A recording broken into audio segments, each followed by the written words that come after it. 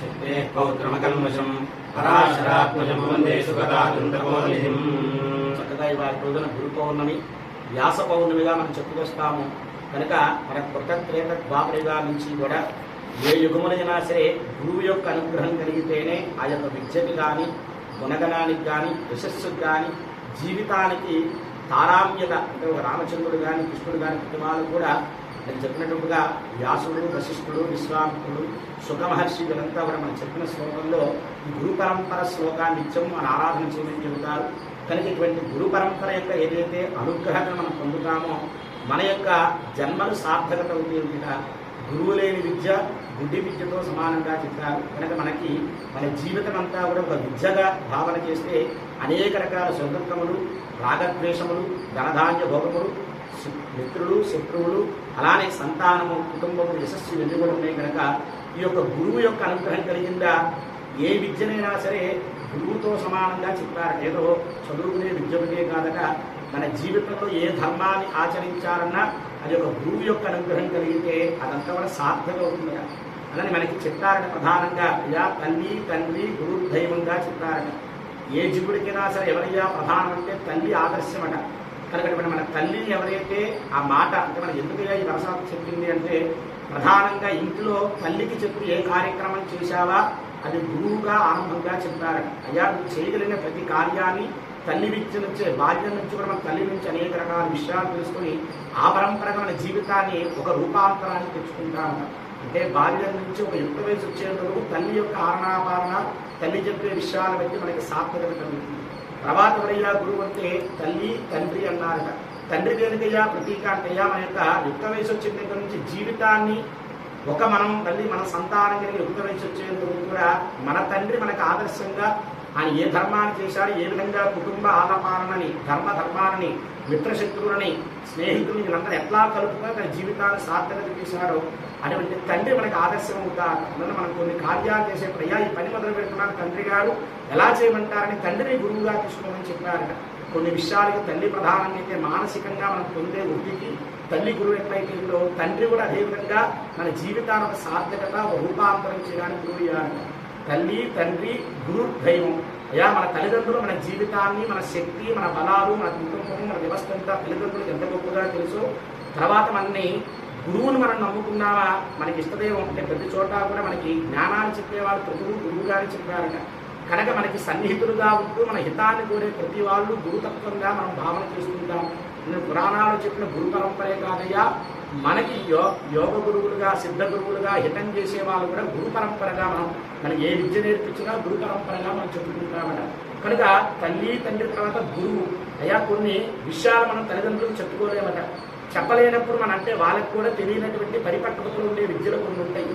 అంటే ఏమిటయ్యా అంటే మన కుటుంబ విషయాలు అయితే తల్లిదండ్రులు అయితే ఆదర్శంగా గురువు అయితే మనం చేసే ఉద్యోగరీత్యా కానీ, అలానే ఇతర విద్యల్లో కానీ, ఇతర కార్యాలు ఎందుకు కానీ వేరే గురువు అవసరం తెలియదు. ఏ సబ్జెక్ట్లో వాళ్ళకి తెలిసి జీవితం గురించి చెప్పే తల్లిదండ్రులు అయితే మనం చేసే ప్రావీణ్యత పొందడానికి గురువు ఎవరయ్యా అంటే మనకి నేర్పించిన గురువట.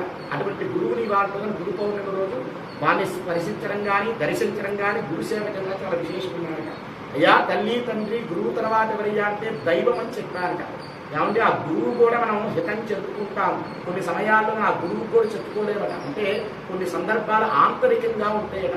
ఆ దుఃఖానుభూతి ఎవరయ్యా అంటే పరమేశ్వరుడు. అదే మనకి దత్తాత్రేయుడిగా, సాయినాథుడిగా, పరమేశ్వరుడిగా, దక్షిణామూర్తిగా ఇలా గురు పరంపరలో అయ్యా దైవం తల్లి, తండ్రి, గురు, దైవం దైవంగా చెప్పుకొచ్చాడు. అయ్యా నీ మనస్సులో ఏ దుఃఖం కలిగినా, ఏ అవాంతరం కలిగినా కానీ ఒకసారి ఆ దేవాలయంకి వెళ్ళావా, గురుపీఠానికి వెళ్ళావా, ఆ యొక్క దైవాన్ని దర్శనం చేసుకుని యొక్క దుఃఖాన్ని చెప్పుకున్నావా, అక్కడ ఉండేటువంటి పరమాత్మ నీకు గురువై నీకు కలిగే ఆ దుఃఖానాన్ని, అజ్ఞానాన్ని స్వామి పని చేయొచ్చా చేయకూడదా, ఇది చేయడం ధర్మమా అధర్మమా ఏది తెలుసుకోవాలన్నా దైవాన్ని ధ్యానంగా కూర్చున్న దైవ చింతనలో ఉన్నా కానీ చక్కగా స్వామి అటువంటి అనుగ్రహాన్ని ఇచ్చి గురువుగా మనకి యోగాన్ని ఇస్తున్నారు. కనుక ఇలా ఋషి పరంపరగా ఒక విధానంగా ఉంటే మనిషి ధర్మంలో మనం చేయవలసినటువంటి వాటిగా తల్లి, తండ్రి, గురు, దైవాన్ని మనకి ప్రధానంగా చెప్పారు. ఆ విధంగా మన యొక్క హనుమత్ దత్త సాయి ధ్యాన మందిరంలో 22వ సంవత్సరంగా అటువంటి దైవారాధన, మాతాపితృ ఆరాధన, గురువు ఆరాధన, సాయినాథుడి యొక్క ఆరాధనగా కూడా మనం చక్కగా ఆచరించుకుంటున్నాం.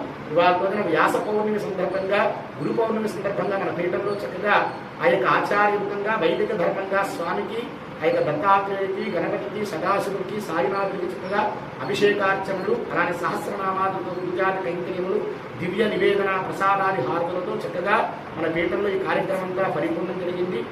చక్కగా మనం వ్యాస పౌర్ణమి రోజు గురువుని దర్శించడం చాలా మంచిదట. గురువు యొక్క ఆశీర్వచనం పొందడం చాలా విశేషమట.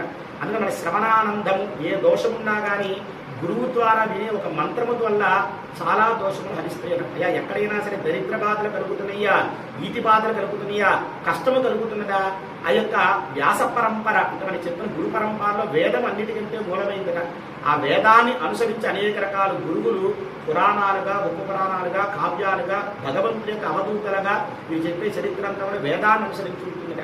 అందుకే వేద పఠనం చేశారా అంటే మనకి పర్వణి దినాల్లో ఒక వేద బ్రాహ్మణుడి యొక్క అర్చన చేసిన, వేద బ్రాహ్మణుడికి ఆశీర్వచనం పొందిన అనేక రకాల సంపదలు ఉత్పత్తి అవుతున్నాయి. అటువంటి వేదధ్వని మన యొక్క పీఠంలో బ్రాహ్మణముఖంగా, ఆచార్యాధిముఖముగా చక్కగా వేద పఠన ఆశీర్వచనం ఈ యొక్క హనుమత్ దత్త సాయి ధ్యాన మందిరంలో ఉన్నటువంటి భక్త పరంపరలు, అలానే ఈ యొక్క పీఠానికి సహకరిస్తున్నటువంటి భక్తులు, వరేణ్యులు, అలానే పాలక మండలిగా స్వామి సేవకు సహకరిస్తున్నటువంటి భక్తుల కుటుంబం అంతా కూడా సుఖ సంతోషాలతో ఆయురారోగ్యాలు పొందుతూ వారి వారి తల్లిదండ్రుల యొక్క అనుగ్రహము, గురు పరంపర యొక్క అనుగ్రహము, మన ఆదిదైవంగా ఉన్నటువంటి దత్తాత్రేయుడు, హరిహరాజ సదాశివుడు, అలానే సాయినాథుడి యొక్క పరిపూర్ణమైన అనుగ్రహం కూడా వీళ్ళందరికీ కలగాలని ఆచార్య సంకల్పంగా చక్కగా వేదస్వస్తి యొక్క ఆశీర్వచనాలు పొందారట.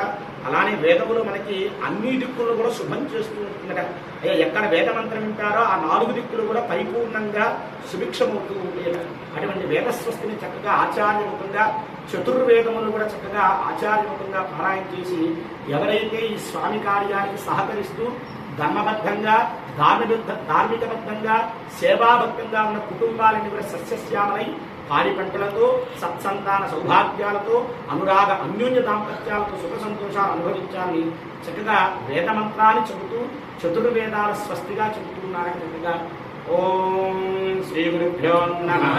హరి ఓం నమో ప్రాచ్యై దిశే ఇంద్రో దేవత ఇంద్రాదీష్టాన దేవత ప్రసాదం అస్మిన్ పాలకమధ్యానాం అస్మిన్ భక్తజనానాం సంపూర్ణ కుటుంబే అఖండ ఇంద్రదిగ్భాగే ఇంద్రదేవతా పరిపూర్ణ కటాక్షయోగ్యతా సిద్ధ్యర్థం తే దక్షిణ దిగ్భాగే ధర్మరాజో దేవత ధర్మరాజ ప్రసాదం యజమానస్య కుటుంబే పాలకమధ్యానాం కుటుంబే సమస్త ధర్మ ధార్మిక కార్యోన్ముఖ సంకల్ప బల సిద్ధ్యద్వార ధర్మరాజదేవత పరిపూర్ణ కటాక్షయోగ్యతా సిద్ధ్యర్థం తే ప్రచీచ్యై దిశే వరుణో దేవత వరుణ ప్రసాదం యజమానస్య పాలకమండ్యానాం భక్తజనానాన్వయ సంపూర్ణాన్వయ వరుణదేవతా ప్రసాద పుత్ర మిత్ర కలత్ర దాసీ దాసతనాన్వయ వంశానాం అభివృద్ధ్యద్వార వరుణదేవతా ప్రసాదభంతాను గృహంతు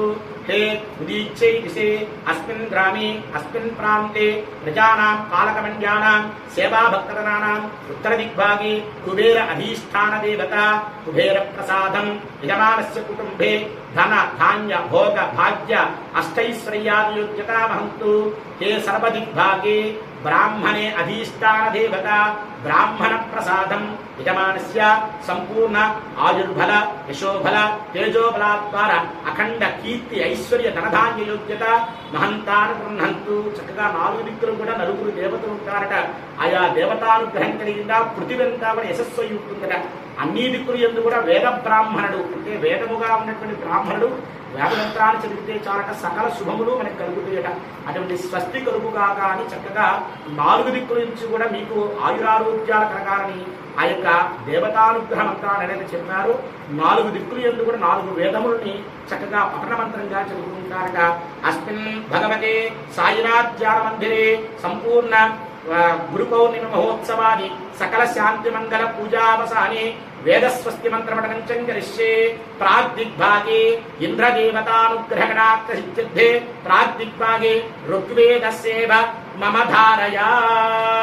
ఓం అగ్నివీరే పురోహితం యజ్ఞస్య దేవముద్విజం హోతారం రత్నధాతామం స్వస్తి. చక్కగా కూడా ఈ యొక్క తూర్పు వైపుగా ఋగ్వేదాన్ని మనకు ఆదర్శంగా చెప్పారట. అలానే దక్షిణ దిక్కుగా మనకి యజుర్వేద ధర్మంగా యజ్ఞయాగాది ఋతువులన్నీ కూడా ధర్మకార్యములు జరిగే విధంగా అటువంటి యజుర్వేద మంత్రాన్ని కూడా చక్కగా స్వస్తి వచనం జరగమని ఆచార్యుడికి మమ సాయి దత్త మందిరే యజుర్వేద సేవం వధారయా.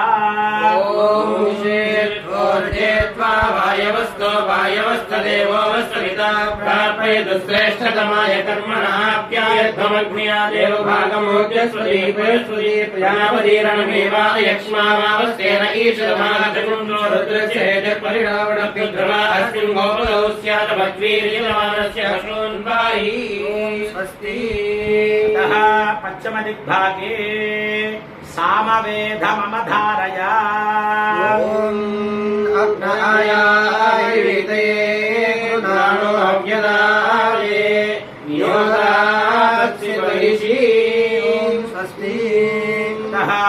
భగవత్ సన్నిధౌ చతుర్వేదాంగత్వే అథర్వణ వేద సేవం వధారయా.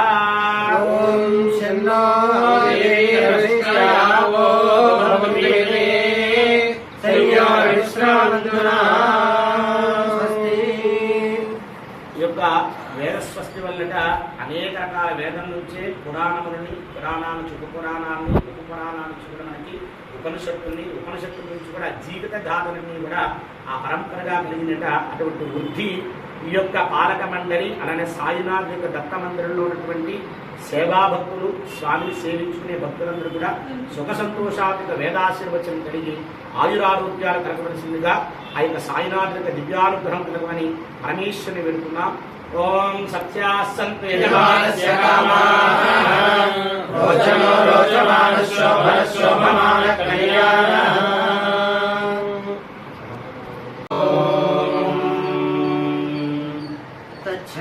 రావణీమహే గాతుం విఘ్నాయ గాతుం విఘ్నపతయే దైవీ స్వస్తిరస్తు నః స్వస్తిర్మానుషేభ్యః ఊర్ధ్వం జిగాతు భేషజం శన్నో అస్తు త్రిపదే శంఖదుష్పదే.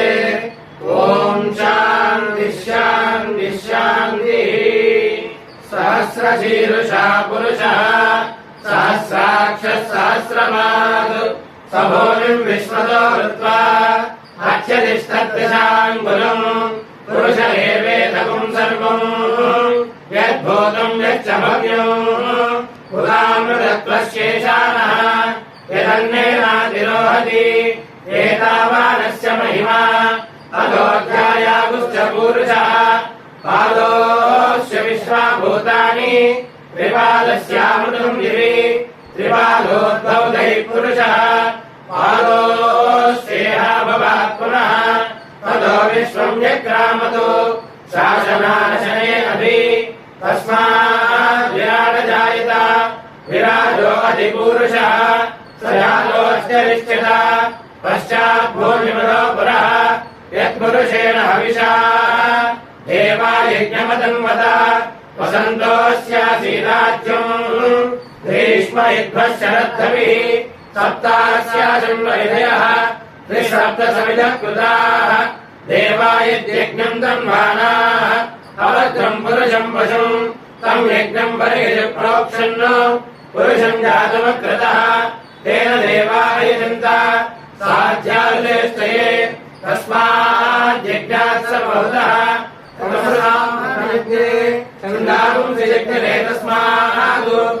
తస్మాదజాయత తస్మాదస్వాజాయంత ఏకే చోభయాదుతః గావో హయజ్ఞలే తస్మాద్ తస్మాజ్జాతానజావయః యద్పురుషం యదతో కటిహార్య కల్పయన్న ముఖం కిమస్య కౌ బాహు బాహూరూపాదా ఉచ్యతే బ్రాహ్మణోస్య ముఖమాసీత్ బాహూరాజన్యః కృతః ఊరోదరస్య ద్వైష్యః మధ్యాగం శూద్రో అజాయత చంద్రమామనసో జాతః చక్షుః సూర్యో అజాయత ముఖాదింద్రశ్చాగ్నిశ్చ ప్రాణాద్ వాయురజాయత నాభ్యా ఆసీదంతరిక్షం శీర్ష్ణోద్యౌ సమవర్తత మభ్యాం భూమిశ్రోత్రాదు తథా లోకాగుంభకల్పయన్న వేదాహమేకం పురుషం మహాంతం ఆదిత్యవర్ణం తమసస్తు పారే సర్వాణి రూపాణి విచిత్య ధీరః నామాని కృత్వా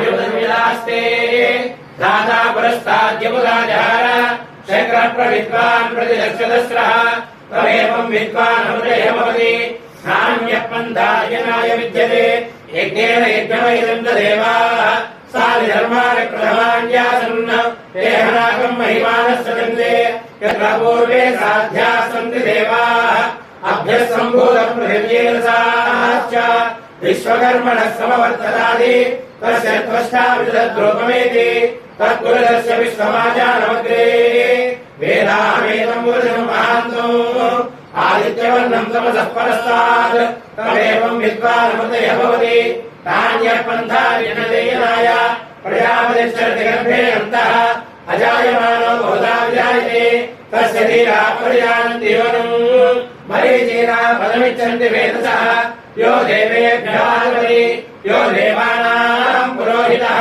पूर्वो यो देवेभ्यो जातः नमो ऋजाय ब्राह्मणे ऋषं ब्राह्मणं जनयन्तः देवाग्रे दुर्ब्रह्मन् यस्यैवं ब्राह्मणो विद्यात् तस्य देवा सम्पदे क्रीचरे लक्ष्मीस्तवत्सु अहोरात्रे पार्श्वे नक्षत्राणि रूपम् अश्विनौ व्याप्तम् इष्टं मनिषाणा अवनं मनिषाणा सर्वं मनिषाणा तत्संयो ऊर्ध्वं जगादमेषजम् षण्णो हस्तद्विपदे शङ्खचतुष्पदे ॐ शान्ति शान्ति शान्तिः ब्रह्मणो वेदामृतेनावृताम्बरीम् तस्मै ब्रह्मज ब्रह्माजाय कीर्तिं प्रजान् ददुः भागधेयेनैवेनं प्रणयति ब्राह्मणाविषये उद्धरेत् ब्राह्मणो वै सर्वा देवताः सर्वाभिरेवेनं देवताभिरुद्धरति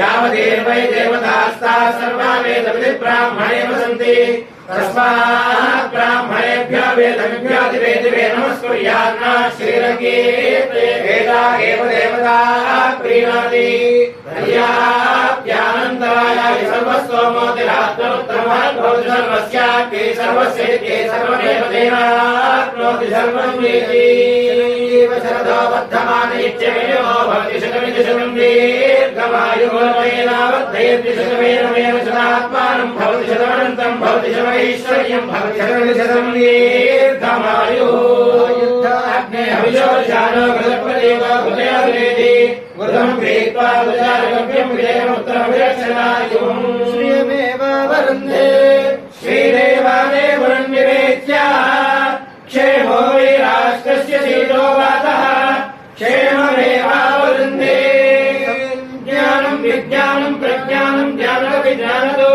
सङ्कल्पमानं प्रकल्पमानं प्रकल्पमानं प्रकल्पं प्रकल्पं श्रेयोमसीयकायत् सम्भूतं भूतं चित्रकेतप्रफलाहवान् सम्भान् ज्योतिष्कागुस्तेजस्वानातं पुष्पवन्नभिरवन्न रोचनो रोचमानः शोभनः शोभमानः कल्याणः वसुचिर्भव आदित्याय तेजो भव विष्णुर्भव श्रीमान् भव ब्रह्मणायुर्भव युरायुर्भव धान्यं धनं वशं वशपुत्रलाभं शतसंवत्सरं दीर्घमायुः शतमानं भवति शताय पुरुषस्य तेन्द्रिय आयुष्येवेन्द्रिये प्रतिष्ठति అది కట్ చేశారు.